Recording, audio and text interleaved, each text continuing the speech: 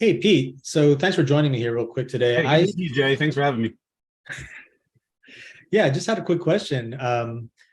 We're talking today a little bit about just the speed of implementation when it comes to site search, why that's so important. Can we start with that? Just can you give a little context on why that's so important? Well, I mean, we're in the era of impulse buyers, and we need things now. And when it comes down to, especially from a developer perspective, um, we have so much work that needs to happen for companies' digital transformations.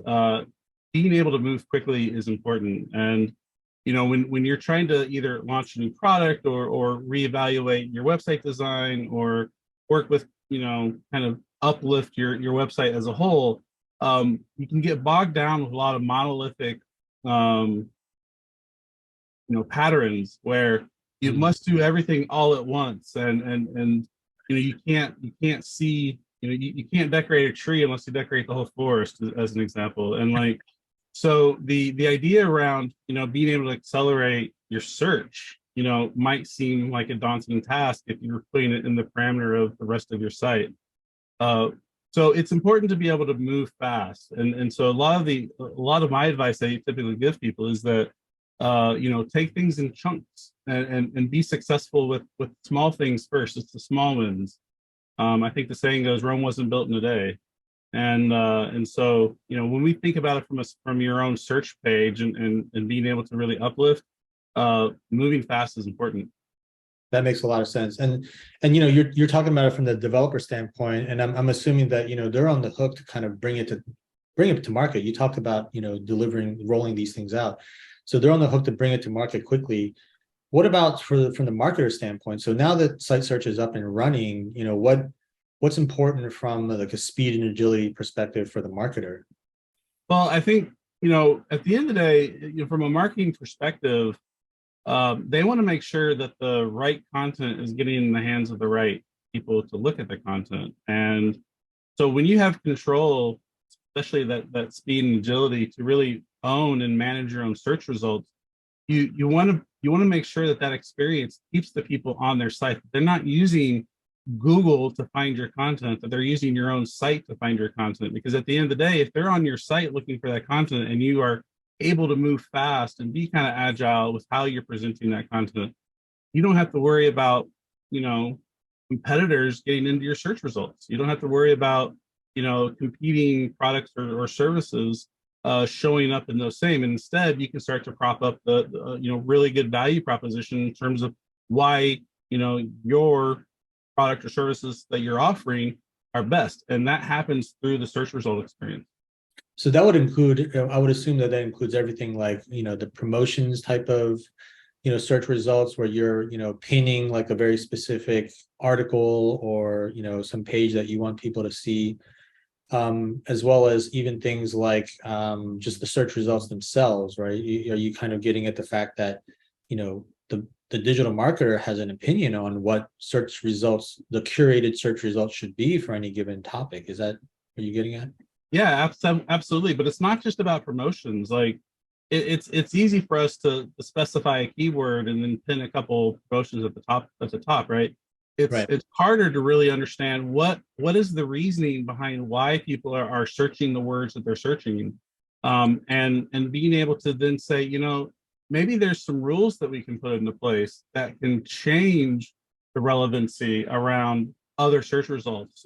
Maybe we're able to take some of the analytics that we're getting in kind of a live environment really quickly and be able to say, hey, we see a lot of people on our site searching for these terms, and these results are not the results that we want to show. And Right. so we're able to then fine tune. It could be that maybe the content that is on your page that's delivering these results don't have the proper metadata and keywords and emphasis on certain search terms that it should have. So it's almost like doing your own internal SEO, and then being able to react quickly by implementing rules. Maybe you need to implement some additional synonyms. It could be a number of things, but all of these triggers are things that you can control that provide a better experience than what somebody. If you have a poor experience, somebody's going to stay on Google. And Google's not going to know your synonyms. Google's not going to know your rules. They're certainly not going to promote the results that you want to promote. And so the idea around this is really being able to create an experience that gives people that Google-like feel, but then caters the content to what the marketer thinks the user needs to see. And last question, sounds like that would actually be very potentially complex to keep up with, right? If you didn't have like a really easy way to control it. And that's where, again, the speed and agility comes in. So how does SearchStax help you with that particular aspect of it? Yeah, it is. It can be complicated. It can also be easy, right? So a lot of the complication can come around the fact that there are search experiences and tooling on the market that really requires the developer to play more of a role in moving fast. And when you have to rely on a developer to move fast, you're talking about development sprints. You're talking about code reviews, and it could take lengthy amount of time. Minimally 2 weeks if we think of that from a agile perspective. Right. When the reality is that if the tool is simple and easy to use, the marketer can make all these adjustments on the fly. And I think that's what SearchStax Studio provides is really this dashboard that the marketer has access to really control the relevancy, control how people are using, the search results experience, and do so in a way that doesn't require a developer, doesn't require any, development sprints. And literally you can make changes on the fly and instantly see those changes start to occur on your website. It's pretty amazing, actually. That's awesome. Thanks, Pete. Really appreciate you jumping in and helping us understand this. Again, speed and agility super important, and it doesn't just end at promotions. There's a whole back. It just starts there, and there's a whole set of other things that you can do to establish control. So this one is about cost of a bad search experience. So let's kick off with the obvious. We hear a lot of stats about how an actual poor search experience is bad for business. And we can touch on the data from such studies at another time. But for this conversation, can you just give us a real world perspective of what this actually means? Yeah, if we think about bad search experiences, I consider myself also a consumer. And so when I am on a website, and I think it's funny because I don't think a lot of companies realize this, but if they think about their own usage of the internet and other people's websites, the search bar is my second interaction that I have with a website. I say second because the first one is I see the homepage when I go to a website. And then my second interaction is I'm usually looking for something.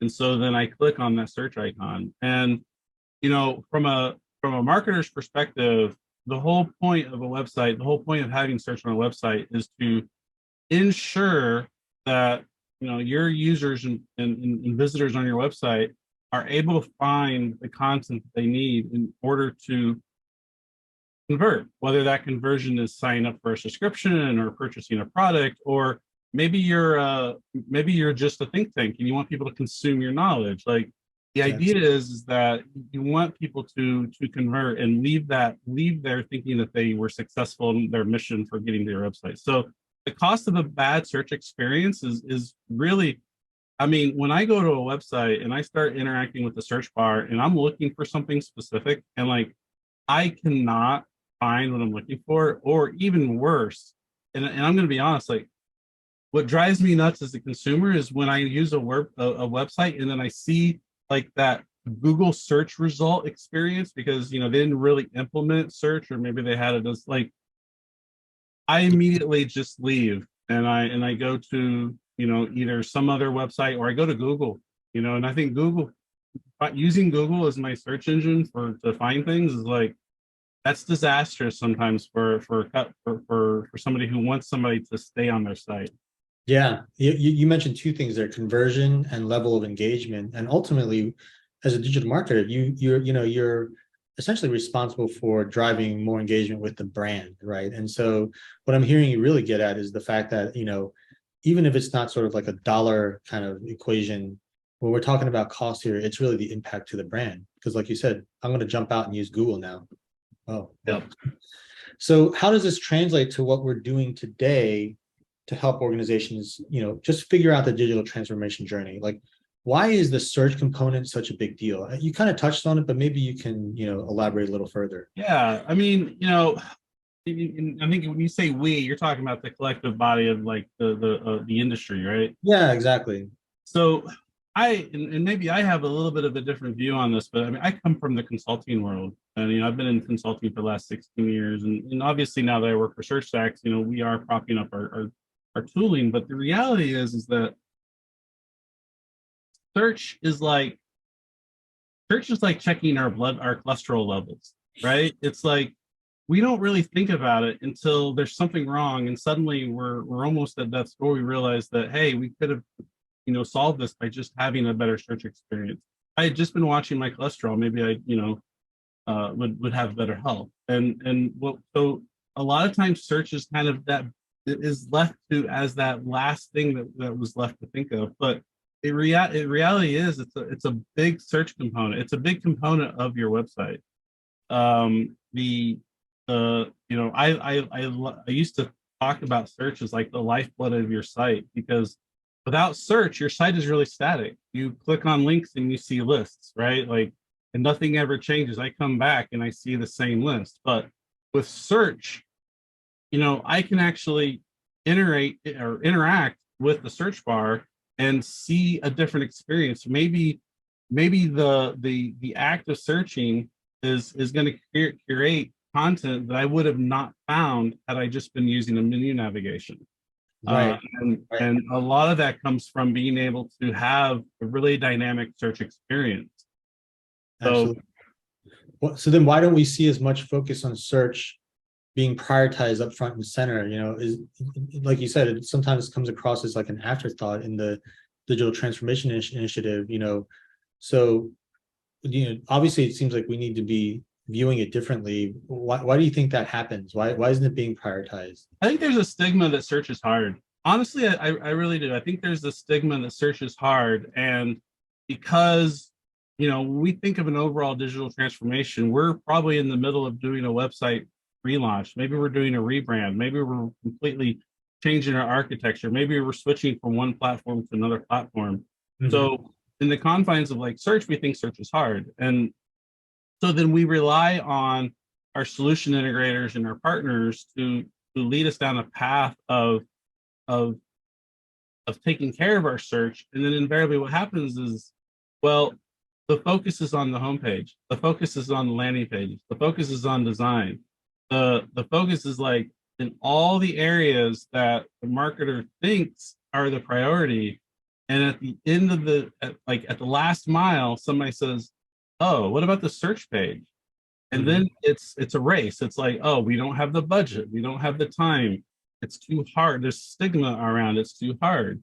And I think there are some platforms out there that offer search-like capabilities, but they only offer it through the lens of a developer. And so now you're having to have these development cycles and sprints where, it is hard. It is not marketer friendly. And so in that, the marketer goes, well, I'm going to throw my hands up. Maybe we'll just leave it for the next year's budget. Right, next year's budget, exactly. So yeah, that's awesome. That's great context. But I'd love to get into the nitty gritty here then for just a second. Can you give us some examples, either your own or stories you've just heard, being in the industry so long, where search was not considered as critical, and it kind of ended up creating a non-ideal situation, again, either from that brand perspective we were talking about, or even from a revenue perspective, just trying to get a sense. Yeah, I mean, there was, so again, I've been in the consulting world for a long time. So I was working with the client, big Fortune 100, maybe 200 healthcare company, that was in the middle of replatforming. I think they were moving to Sitecore. They were rebranding their entire site. They were doing a whole new site build. It was all greenfield development. But they talked about search and they talked about what they wanted for their search results. But at the end of the day, they were super focused on all the other aspects of the site.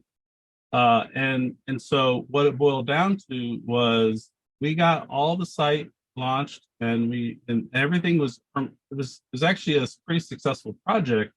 Uh, Once we launched, the customer came back and was, or the client came back and was like, "Hey, we're realizing that like we didn't do a great job at surfacing up our providers. We didn't do a great job at surfacing up some of our services through the search, and like their search was really basic. It was returning just content, basically, of query hits, but it wasn't taking into consideration different types of content, like providers, and it wasn't, uh, geospatial search is really important, and so Right.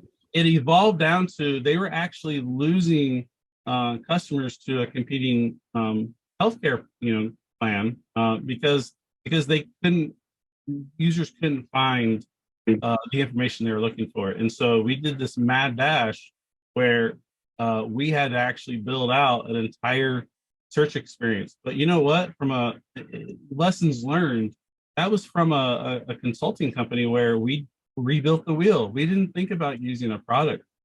And I think had we thought about using a product like SearchStax Studio, like we could have saved ourselves months of time by not re-engineering the search wheel. Yeah, that's a very tangible risk, what you're describing. That's a great example where it wasn't really about revenue as much as it was that brand perspective. I'm sure it was related to revenue, but it's not like it was a direct tie. It was a more indirect. And so the brand itself is suffering. Well, if your brand is suffering, your revenue is going to suffer. Exactly. They're At the very, end of the day, they're tied. even if you're not measuring that top line revenue, you're looking at it from the impact. Absolutely. How can organizations get better at kind of quote unquote doing search well, especially if they're smaller organizations? You just mentioned a really large enterprise that you were working with, but these smaller organizations, they don't have search experts like the larger ones. Yeah. They can't maybe afford that. And, even in the bigger organizations, how can they get better in doing search in a way that's more nimble and agile? What two-part question. Yeah, I think part of that is changing perspective, right? Um, the search page is largely regarded in a lot of organizations as a redheaded stepchild, or second best. Maybe it's even third. It's a third class citizen to some extent. Yeah. And I think changing the perspective that your search experience is just as important, if not maybe a hair bit more important than your homepage. That if you have if you need your homepage to be top notch, your search page should be also top notch, and your search experience should be top notch. And so I think how can organizations get better, at doing search well? I think changing the perspective that your search result experience is really important. And so what that means is stepping back a second and saying, how do we make this the best experience possible? And you can do that by looking at products in the marketplace. You do not have to reinvent the wheel. I think that's where people think that there's a lot of work there, because you have to, we got to redo our search results page. Maybe we need to reinvent the wheel. I think start small. Understand that there are solutions out there that have accelerators, that have built-in things, and maybe just maybe that accelerator provides that cookie cutter feel that isn't exactly what I'm looking for, but it starts the conversation with your visitors of improving your search result. And so over time, in an iterative process, you can start to elaborate. You can make that experience better, but you're not reinventing the wheel. And let's take SearchStax Studio as an example, right? The ability to have the analytics at your fingertips pretty fast by just implementing the accelerator is valuable information. You're not having to like most companies who are re-engineering the search wheel, they're not building that analytic experience. In fact, you're missing that analytic experience most of the time. So being able to capture that analytic really fast is a huge driver towards wanting to do, getting to the point where you're doing search well. I have an analogy that I'm going to close with, but before I get to that, one final question in that regard is, we're talking about things that are helping us to be more nimble and agile. You're just describing things that are helping us that way. But in that vein, is being nimble and agile, is it is it critical in a non-e-commerce context? In other words, it's never really been that big of a deal before. Why should we be focused on that now? And let me preface it with one thing. You mentioned earlier that, that site, there was a really basic search experience at the end of the day, right? And I still see evidence of that everywhere.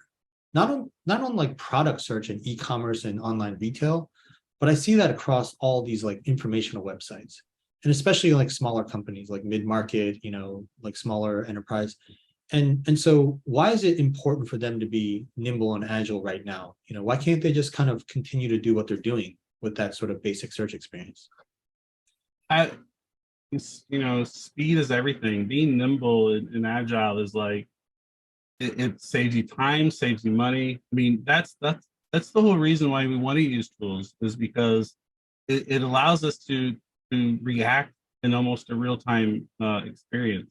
The if you're having to manually gather analytics, if you're having to have a developer who manually boost rules because that's all you can do with your current search is have a developer set a boost on a field, that's going to cause you to wait 2 or 3 weeks. And we're kind of at the moment now where people want things now. People want change now. I mean, you talk.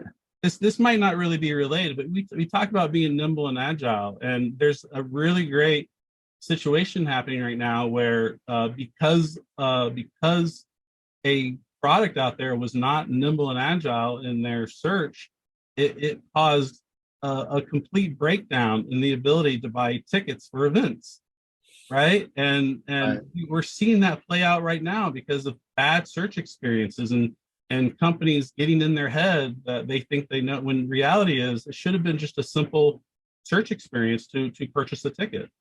Right. And even in like the just purely informational, non-transactional website, what I'm hearing you getting at, like the tool is going to enable you to keep up with, you mentioned healthcare as an example, like, let's say I just want to make updates to the search experience based on, we just recently kind of coming out of a pandemic, there were all these updates that are continually, needed. And then even in something like higher education, where it's like, what are the summer programs, right? And so being able to actually move quickly is important, where it seems like a lot of people just even weren't aware that that was something that mattered, right? Like search experience, yeah. Yeah, healthcare is a great example, Jay. The pandemic taught us a lot, and I think, I was still working in the consulting world when the pandemic hit, and I think every single one of our healthcare clients spent hundreds of thousands of dollars re-engineering their search experiences. And it was because they needed to be able to get COVID as their number one result to get information out. They needed to ensure that people knew how to use their search bar and get the content that they needed. Right. I would say the pandemic really changed the way that companies, at least, especially in the healthcare industry, changed and realized that, like, hey, search is really important to get information out quickly. Yeah. You can't do that if you're not nimble and agile. Right. And even if it's not on the scale of COVID, that's constantly happening year round, right? I mean, yeah.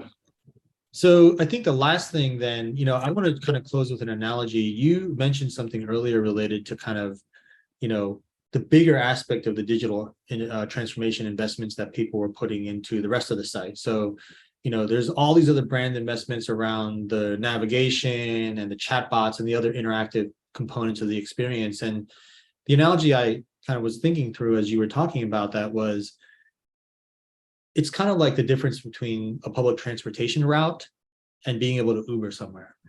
Because if you have all these existing sort of, if I'm just going to use the browsing capability on a website, those are things that have been predefined, pre-configured, set up for me in such a way to lead me to specific content if I follow a very prescriptive path.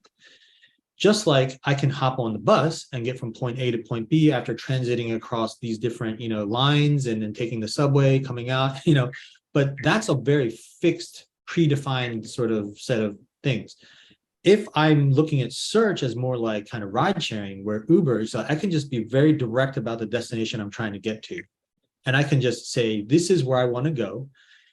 For example, if I use public transportation, and I jump off at, this particular station and I walk 10 miles to the rest of it, there's no visibility. Even if you could track me through the entire sort of system, once I'm off the system, I'm out. So you don't know where I'm going. In the Uber case, I can track exactly the point you're trying to get to. And I think that's an important, analogy, because when we think about like no result searches, for example, right? Or you were going back to the analytics analogy, we want to know what you're actually thinking and searching, looking for, right? That's the more direct analogy of like, I'm going to Uber to this point, right? And to me, what I think is lost a lot of times is understanding that, the intent is a lot more clear. When you look at the analytics, you can get a lot more insights about the intent of an individual just by looking at their search behavior than assuming that just because they're browsing a certain way. Of course, you can get some context about them, but it's not going to really give you the real sort of, specific, what you're looking for. Yeah, it also gives us an opportunity to explore the edges, right? So when you're on a website and you're using navigation, you're taking that public transit analogy, you're only focused on that one path. Whereas with search, we're able to tell what destination you're going to, but we can also bubble up the edge cases. And if you think about the Uber app, right, like along my route, it's telling me, hey, there's these things that might be of interest to me, or points of interest around the area that I'm looking for. And so Exactly. our search experience can do the same thing. We might want to make sure that that person gets to the content they're looking for, but we can also expose them to the fringe of other things that we might be able to surface for them.